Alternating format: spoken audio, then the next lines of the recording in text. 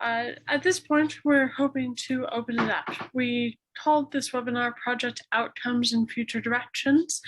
And part of the idea behind that was really kind of, well, engaging more broadly beyond the project itself, which is coming to an end as of tomorrow, to think about where we've been and where we're going. As Joe mentioned, the project itself was part of the Towards National Collection initiative, which is a UK-based initiative thinking about ways to move towards a national collection. So I encourage you to put your questions in the chat or in the Q&A. We're happy to promote people to ask their question live and participate in the discussion with all of our project members who are here today. It doesn't seem like there's any burning questions. So I think probably a good place to start is to return to Tom's presentation of the manifest editor. And at one point he put infrastructure in big red letters right across the top. Perhaps that's a nice place to start. We've been talking about a lot of applications, but what do we need in terms of support for infrastructure in order to make more things possible?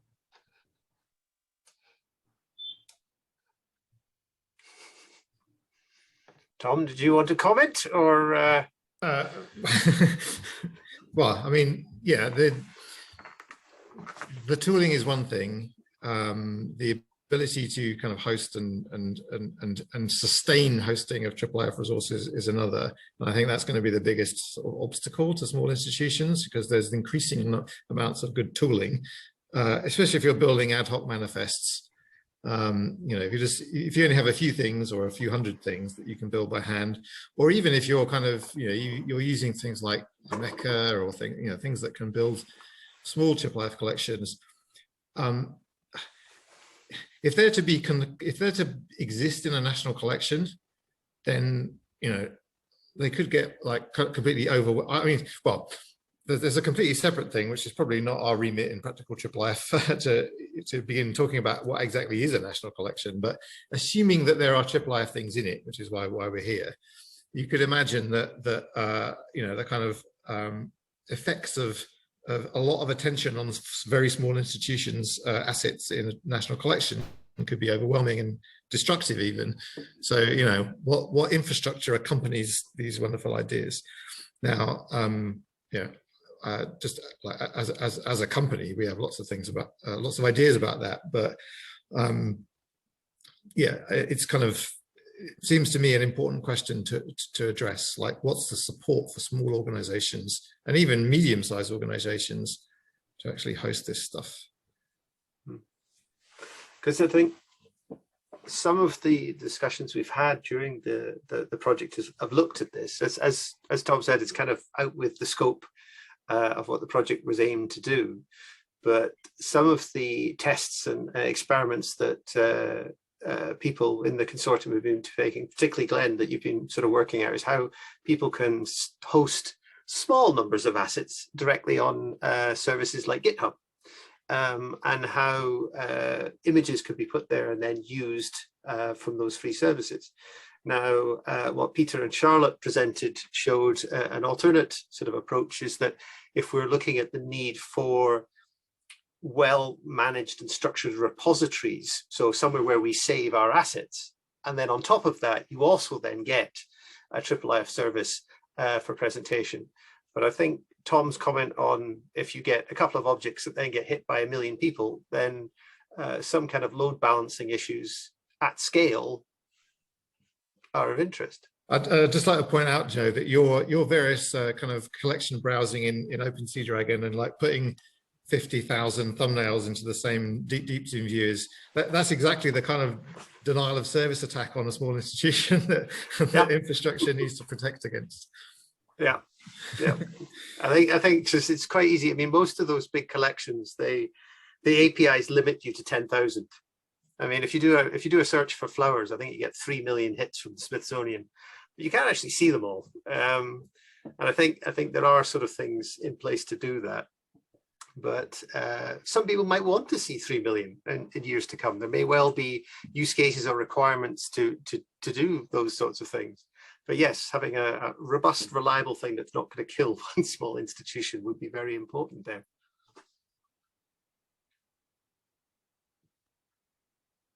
Josh and Glenn, I've seen you nodding along. Would either of you like to chime in? I may, I guess, yes, this is something that comes up a lot. You know, as I keep thinking about the arc of the IIIF community, it's sort of where we are as a community. You know, we spent a bunch of years technologists just trying to figure out the basics. And I think we're a little bit past that first phase. And so now we're, you know, from our end, from Glenn and my perspective, really focused on training and documentation and like usable descriptive material that just helps people get started. So there are a lot of open tools out there. There are a lot of options. You know, Glenn, maybe you can talk in a second about, you know, what we've been looking at in GitHub, Internet Archive. There are a couple of free options, but yeah, it's a very real thing. Partly, you know, some of this will be solved by increased vendor adoption, you know, so the more that people don't have to roll their own tools, the more barriers that will lower. And so, yeah, it's like part of our focus, I think, for the next few years, for sure. Yeah, we've had a question pop into the chat that I think will continue the discussion a little bit, asking from an anonymous attendee, what support might there be in the future for small museums that want to create IIIF manifests from their own digitized images, rather than using assets that are already available in that format? Yeah, I think that's the key consideration. So, you know, I have been photographing pages of manuscripts or paintings, and I've got some high-res images. What do I do now? And you know, there are tools you can create IIIF image services by running tools and hosting them on GitHub. Although there are scaling limits with that, how many actual image tiles you could put there. But ideally, you want to kind of you want a nice, easy to use service that will just take those images and turn them into IIIF image services, and then generate manifests for you that link them all together. Then you could take that manifest into a tool like Manifest Editor and refine it, mix in metadata from other sources, and then, you know, just kind of establish a publishing workflow. That would be ideal. I think workflow is actually one of those things, because quite often people we've talked to, the first question pops up is, where do I start? There's lots of stuff out there, but where do I start? And I think perhaps a cookbook on workflows might be interesting. I mean, that doesn't come with a manifest as such, but it sort of says, these are some of the steps you could do. If you start here, you could do this, you could do that.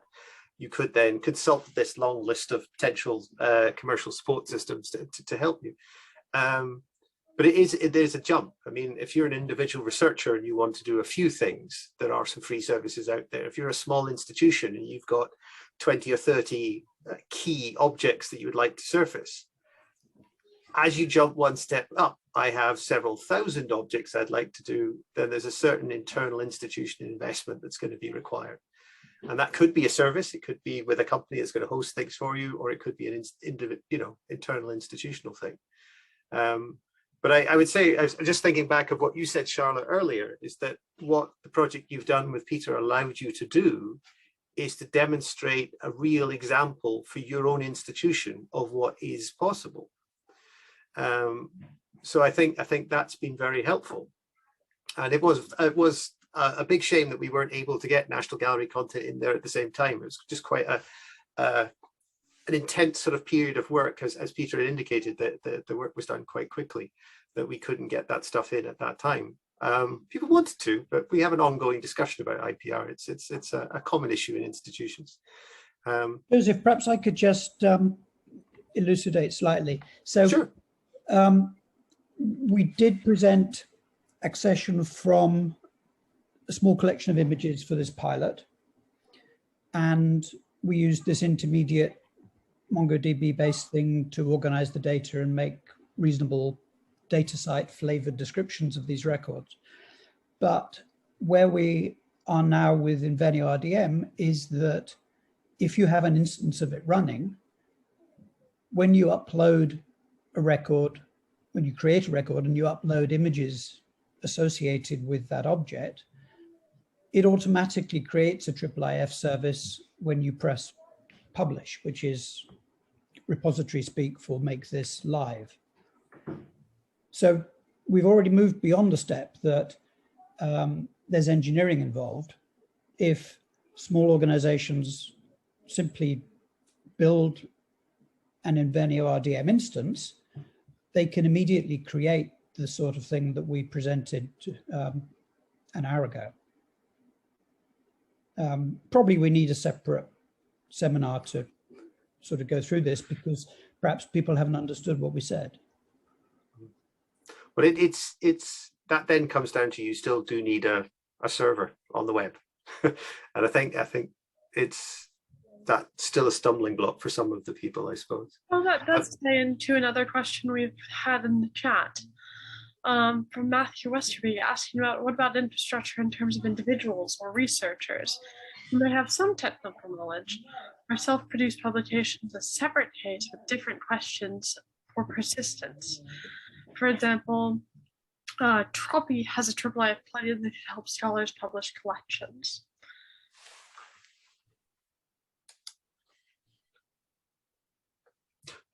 Peter, are you able to comment? You were saying that the current version of RDM that you're working on is being pushed into Zenodo. So no, sorry, what I've said is that CERN has already started re-implementing Zenodo using Invenio RDM. Okay, so what I was wondering is, what will that mean, thinking of that question we've just had, if an individual researcher puts an image into Zenodo, what sort of future IIIF functionality are they likely to expect? Well, what I meant a minute ago is that with the existing version 9 RDM instance, you already get Mirador 3 and Webpack as one possible preview option. And when CERN completes re-implementation of Zenodo, then the mainstream G7 global catch-all repository Zenodo will have the same functionality. Okay, so that may be an answer to that person's question. I mean, the other ones from a smaller scale, as we discussed, there are workflows as part of Glenn's training, IIIF training, is how you can put smaller numbers of images on GitHub and have it host them in one of the simpler implementations of IIIF. So that is possible to do as an individual person. I don't actually know off the top of my head how much it costs to buy a small AWS server or other similar servers to host a IIIF or an Invenio instance oneself. But that then comes down to the scaling issues, as Tom was mentioning before. Yep. We have a further question in the chat from Beth Fisher, stating that she's particularly interested in workflows that have connected manifest editing for outside users, students and faculty in their case, with controlled vocabularies. Is anyone aware of projects to look at or work being done in this space? So we did discuss the notion of controlled vocabularies in relation to the manifest editor. I think that was one of the things that ended up in the that would be really nice to have queue rather than the immediate requirement. I know a number of projects that are looking at the concept of vocabularies in general. There are in existence several vocabularies out there that can be used for referencing for heritage materials. The Getty's vocabularies and obviously things like Wikidata can be used. Were you, Beth, thinking of how you connect them into the metadata fields within manifests, or I'm not quite sure how far down the rabbit hole you're wanting to go with that? Yep. Diego, I know you were involved in lots of our early discussions about sort of vocabulary around the manifest editor, whether we call things canvases or slides. Do you have anything you'd like to add? We didn't have much time to explore that in terms of ideas, in terms of solutions. Because, you know, that was kind of pushing the backlog to the very bottom. So yeah, no conceptual work has been done up to date on that. Can I just clarify Beth's question there? Because about the connected manifest editing for outside users, is that like editing a Google Doc, multiple users editing at the same manifest at the same time? Is that what that means? Beth, we can promote you to actually ask the question directly if you'd like. She's put one in the chat. She clarifies, we are trying to make it easier for external exports in our circuit to expand our data in ways directly connected to our images. So they'll be developing presentations, but we'd like to capture that for later in a useful format. Experts, not exports. So external experts in our circuit. I wonder, sorry, if this also kind of brings in crowdsourcing as an option. I don't know if that's what you're going to mention, Tom. Yeah. There are various crowdsourcing projects which are looking at kind of getting volunteers to kind of assign controlled vocabulary, either kind of private ones or I think Tom and the Digerati folks have worked with Madoc and kind of linking it to Wikidata entities. So there's definitely kind of a history of using controlled vocabulary as kind of like a crowdsourcing project. Is that what you can say, Thompson? Yeah, and also just to emphasize that on the very last IIIF community call, there was the Zooniverse presentation. So Zooniverse now, which is the world's biggest crowdsourcing platform, I think it's fair to say, has IIIF support in it. So there are kind of, there are lots of IIIF projects that would allow multiple people to contribute tags or annotations that use a controlled vocabulary on the same material at the same time, if that was the intent. I think, I mean, there are quite a few examples already of like using vocabularies like Library of Congress subject headings or whatever to tag things in IIIF manifests. So that, I mean, I don't have any links to hand, but there are quite a few examples of those kinds of projects. I think Julian's been contributing some examples in the chat. So for anyone who's interested in that, definitely follow those links. Glenn, were you wanting to say how often you do those training sessions, which would sort of relate to people starting up and doing those small instances? Sure. So we're running them monthly at the moment, and I'm sure Josh could put the link in the agenda, but I will try and dig it afterwards. So we do go through some free IIIF options and some kind of paid for options. So we use the Internet Archive as a good way of hosting IIIF images for free. There are always going to be downsides to kind of free options, but the Internet Archive is one of the options we use. We've mentioned a few times this GitHub approach for tiles, which is great for kind of small projects, especially for demos. Again, there are some limitations to that.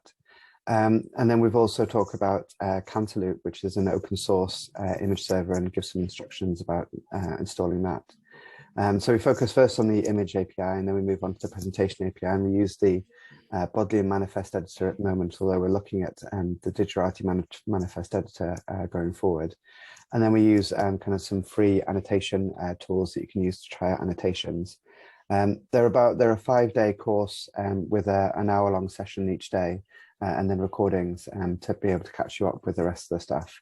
And then on Fridays, we usually have a project session where people demo kind of what they've learned during the week. Now I'll dig out the link. Oh, I think, Josh put one in the chat. Along with a link from to Madoc from Julian. Thank you. Yeah. Okay, so are there any other questions people would like to areas of discussion people would like to look at? Maybe Josh? Yeah, sorry, just maybe while folks are typing in other questions, I can address. There was a question in the Q&A that asked kind of a general question about accessibility. We could obviously spend the rest of today talking about that topic, but really at a high level, I guess what I'll say is, well, one, we're working on a document that sort of is going to echo some of what I'm about to say, but at a high level, basically IIIF works very well with good accessibility, right? So I'll put another way, like IIIF doesn't help or hinder kind of the accessibility of a web application.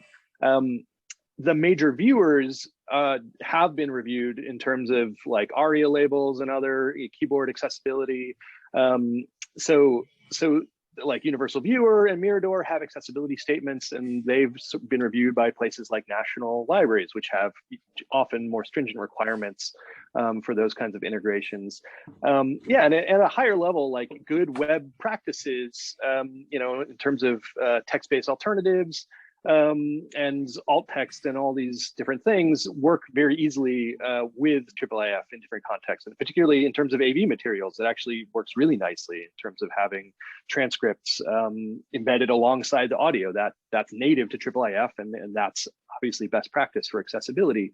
The one thing I'll say, you know, like IIIF can't solve it for you. If you have other major accessibility concerns related to web pages, IIIF isn't going to fix that for you. So it has to go hand in hand with a broader accessibility strategy and, you know, paid development and attention to implementing those things. But hopefully at a high level, that kind of answers the question. And then, you know, each project and each institution, you know, makes decisions about how these things get integrated and, you know, work with screen readers and all those sorts of things.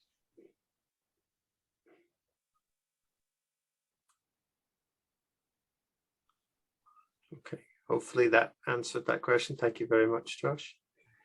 One of the things I might ask a question, I don't think anyone's asked it. Tom, do you have an idea of when the current development of the manifest editor will create a release as such? I mean, obviously you've indicated there's the plan is for it to be available for long-term community development and such, but at a certain point, yeah, do you have a sense? Is that still fluid? Well, it's I would say we're certainly aiming to have a kind of coherent set of functionality that's pretty stable by the time of the IIIF conference, which is actually not very far away now. So that's the kind of beginning of June. But obviously, you know, basically, you know, we did a lot of user research and a lot of analysis, and we've got a great big GitHub issue backlog, and we want to kind of arrive at you know, we're not going to do all that backlog. It's just there's just too much stuff in there, and it's all fantastic stuff. So we don't want to lose it, but it's kind of, we have to kind of think, okay, where's the boundary?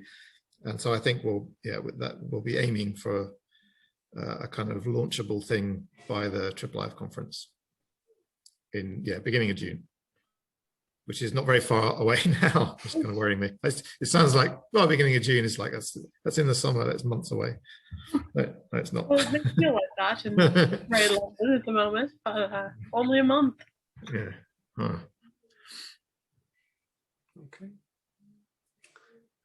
There were a few more comments in the chat, but I think they were information and links rather than additional questions. Do any of the, another shout out to Glenn. I think people like your training, Glenn. I think you're doing well there. Very kind, thank you. Do any of the panelists have any questions or any other issues you'd like to add?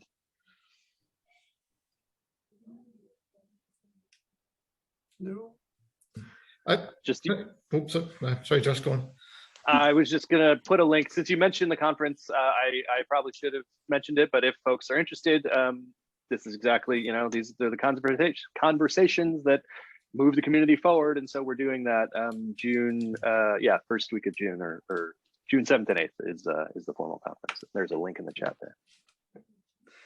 there. Tom? What I was going to say, it's kind of the kind of position of this work in the wider sort of tank activities, because what really interests me is that, like, what exactly is a national collection and where does the discussion around that happen? So from the point of view of IIIF, it would seem that, you know, here on a plate is an obviously useful set of technologies to make whatever a national collection might be, if it's vaguely digital, help that become a thing. But what is that thing? That seems to me to be actually a much bigger question, a much more important question than the kind of technical particulars about it. It seems to be a big kind of social and political question, but I'm not sure where that discussion happens. Well, it's one of the, as I said at the start, we'll be putting together a final report for our project, and part of that final report will include recommendations and comments towards some of those issues. The Towards a National Collection program, as I said, is continuing with 5 discovery projects, but there's also ongoing work from the program office itself to do smaller scoping projects, surveys, gathering some of that information about might be needed, but also the larger funding infrastructure in, to use the word twice, landscape, shall we say, in the UK is looking at infrastructure funding of what might be needed to create a national gallery. The tank project is towards, so they were never actually sort of required for that particular program to create one, but they're effectively, the main point of it is to look at some of the issues involved in trying to bring people together to do more collaborative research. And I think we've quite happily showed that IIIF, you're going to have images in a national collection, and you're very likely to have video and audio these days, and very soon lots of 3D as well. So the option is make use of this wonderful, supported, community-led, robust technology, or do exactly the same development for the next 15 years to do another one.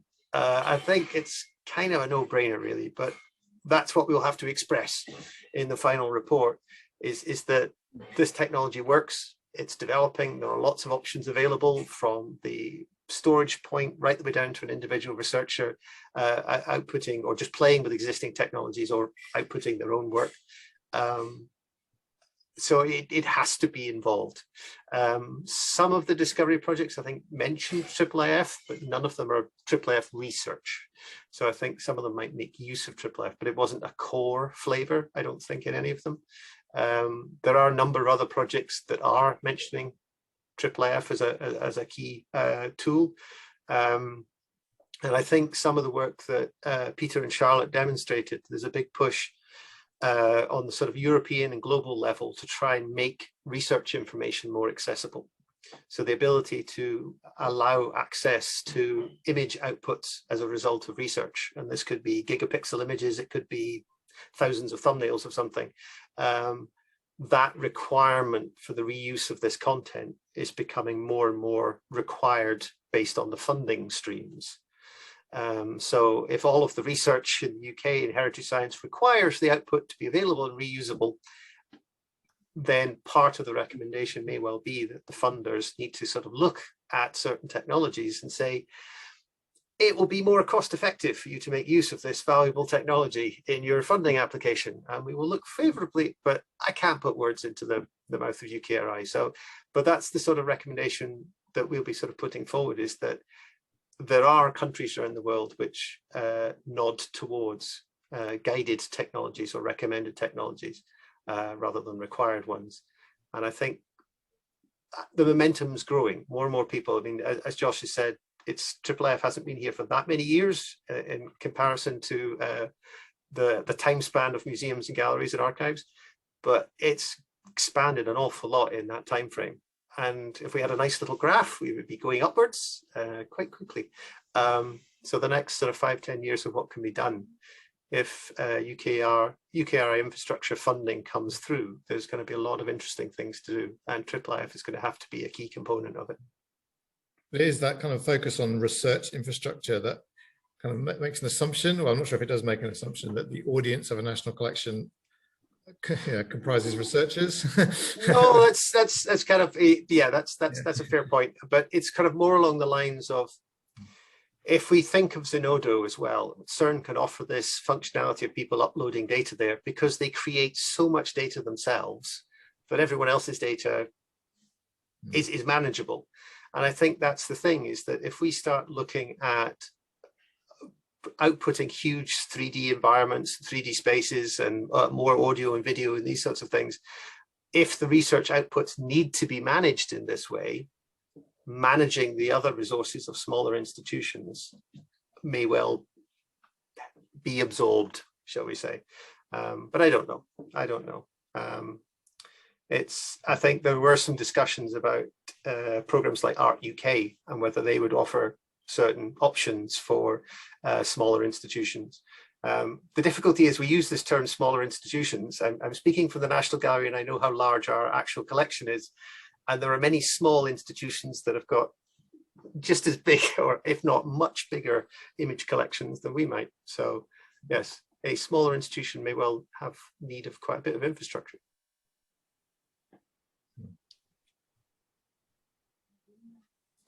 Okay. I think there's a few more comments coming up, but they're comments rather than questions in the chat. Okay, well, if we're coming towards the end there, I would like to say in our webinar, as this is our last webinar, that it's been really, really interesting and exciting and sort of transformative in certain aspects to do this research and this work with the people on the project. And I'd like to thank those who are here and also thank the wider IIIF community, because a lot of the things we've done have been on the back of conversations. And obviously Peter's not in the project, and we were able to do that work with Peter at the time in a collaboration because the project was going along. So a lot of these things happen and do happen through conversation. So if people are still interested in IIIF, I would thoroughly recommend taking part of some of the discussion forums that the community offers, and just ask silly questions. I mean, some of the work that we did came off the back, as I said, of people saying, oh, can you do X? And if people are working in that sphere and they're doing something similar, then it is possible solutions will appear as they're going along. So I think it would be really good for people to join in, and just ask questions and see. They're a very, very nice group of people. All right. Okay, there are some more comments popping up. Okay. Yep, I think a few more comments, but I think with that, it's probably time to thank you all for participating.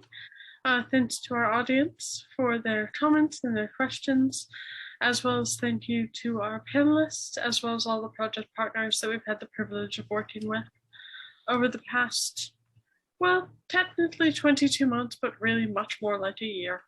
All the COVID delays, but it has really been a pleasure. All of these recordings will be sent out to everyone who registered for the conference. You'll get a notification when they're ready, as well as they'll be placed on Zenodo as well as on our project website. So it should be there for you to access or to refer your friends to, or you know, should you have enjoyed this just so much that you want to watch it all again, that's an option as well. With that, we'll wish you a good evening, good morning, good afternoon, wherever it may be. And thank you very much for attending. All right. Thank you.